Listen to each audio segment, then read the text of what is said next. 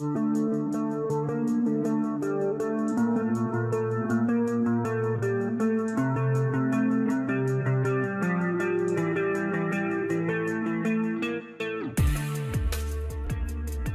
new defense minister has suggested that his country enhance its air force by developing and building fighter aircraft with a vertical takeoff and landing (VTOL) capability, also known as jump jets.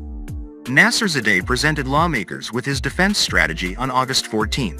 Among his numerous proposals, he recommends building a multi-purpose VTOL fighter jet, which seemingly suggests he has something like an indigenous Iranian version of the iconic British Harrier jump jet in mind.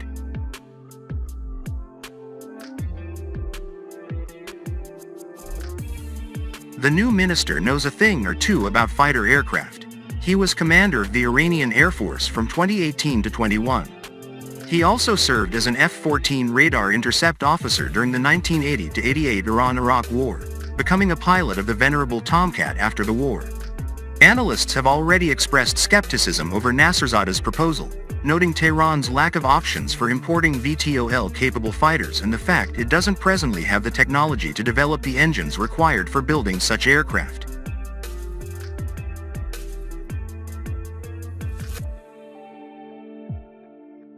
Farzan Nadimi, a defense and security analyst and senior fellow of the Washington Institute for Near East Policy, is also highly skeptical that anything like this proposal will ever see the light of day. Designing, building and producing a manned VTOL fighter jet is well beyond the ability of Iran right now, Nadimi told me, adding that Nasirzadeh seems more likely intent on impressing his readers when he mentioned that in his memo.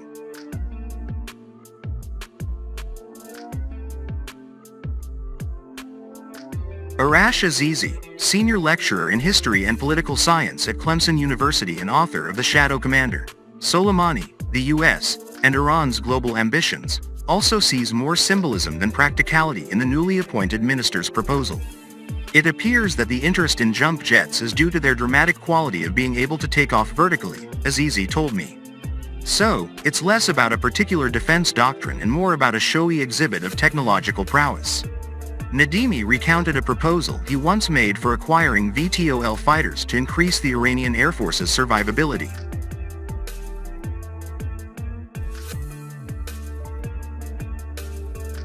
Nasirzadeh's present proposal does not suggest ultimately developing a maritime version of his fighter for Iran's naval forces.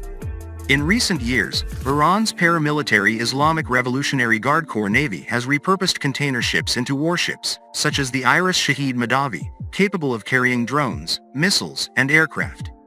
It's not wholly inconceivable a Harrier-type VTOL jet could operate off such ships. Of course, Iran would have to develop and build such an aircraft first.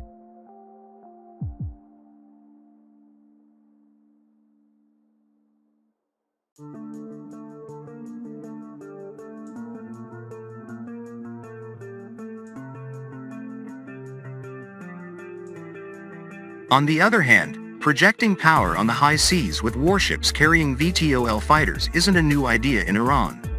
During the last Shah of Iran's enormous military buildup in the 1970s, he showed interest in acquiring Sea Harriers and even light aircraft carriers from Britain.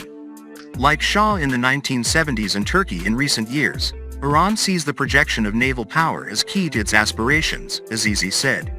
For the Shah, the Iranian frigates hanging around the Indian Ocean were seen as a symbolic show of prowess.